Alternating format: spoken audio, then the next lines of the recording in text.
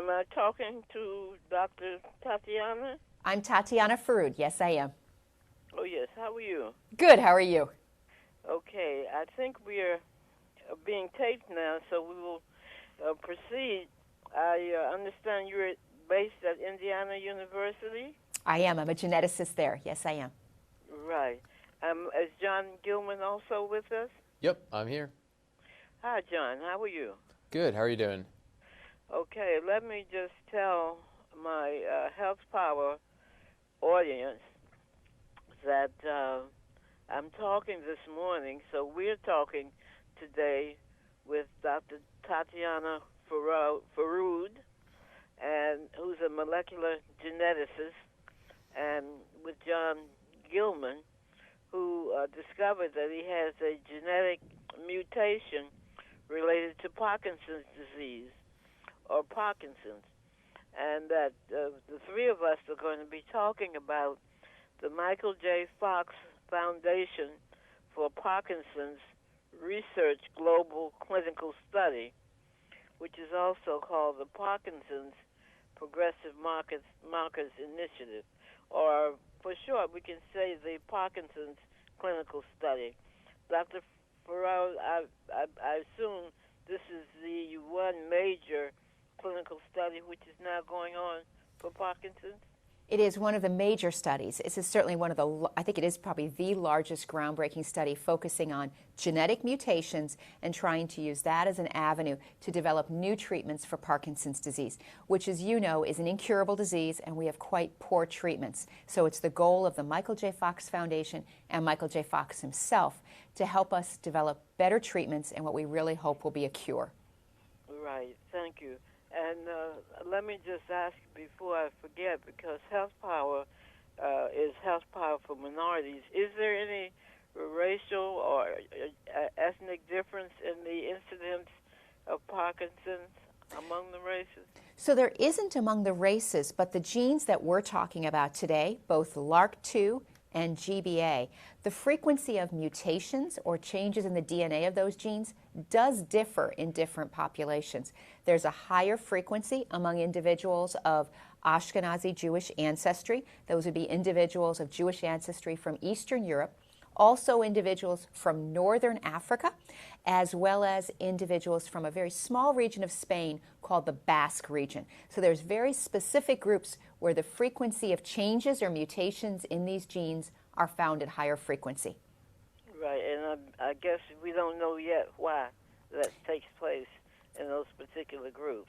We think it's probably due to their ancestry and the fact that they remained in a small region and probably didn't migrate out. So we think it's due to the origins of those groups in those particular regions.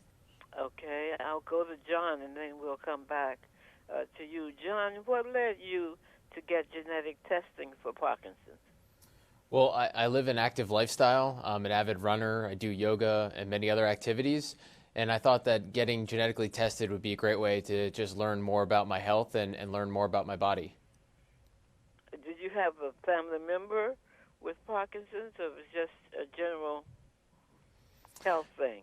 No, I didn't have a family member with Parkinson's. I actually have no family history of Parkinson's, and I don't have Parkinson's myself. But when I found out the news that I had this genetic mutation that makes me more likely to develop Parkinson's, I was confused. I thought it was a mistake. But I went online and I found information through the Michael J. Fox Foundation that I could actually participate in research to contribute towards helping to find a cure for Parkinson's.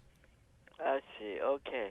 Now, have you done anything differently once you've learned that you had the mutation?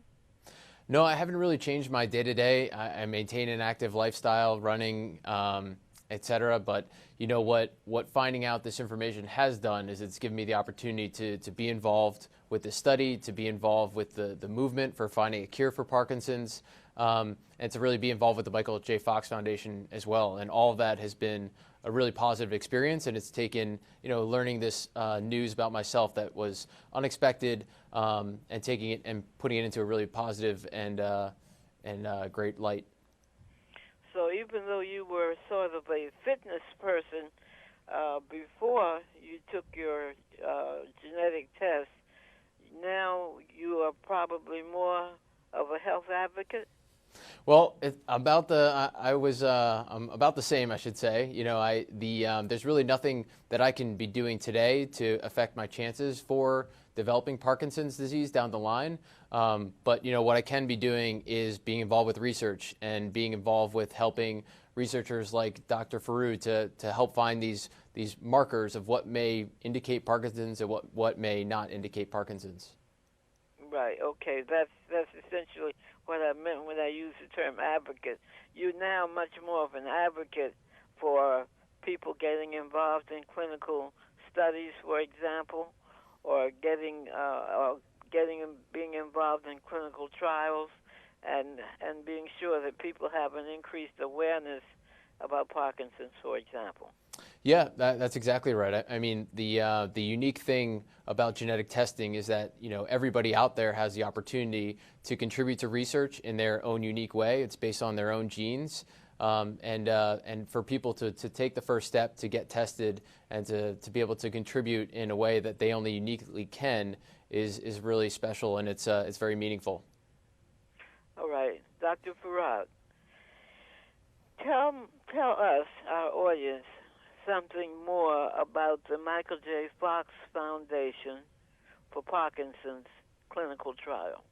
Absolutely. So there's a couple steps that start. So an individual who, I would start of Eastern European, Ashkenazi Jewish ancestry, a person again from maybe this northern region of Africa, they're typically Arabs in that area, or an individual from the Basque region of Spain, or anyone with a strong family history of Parkinson's disease. They would start by going to the Michael J. Fox website. They would answer some simple screening questions. If they screen that there are some other risk factors that make it more likely that they might carry a mutation, they would receive a saliva kit in the mail. They would return that. A genetic counselor would explain the test results to them. And if it's found that they carry a mutation, like John, then they would be invited to participate at a local site. And I believe that you're in New York, and there are 2 sites for this study in New York. There's one at Columbia, and there's one at Beth Israel. There are locations, though, all around the country for the PPMI study.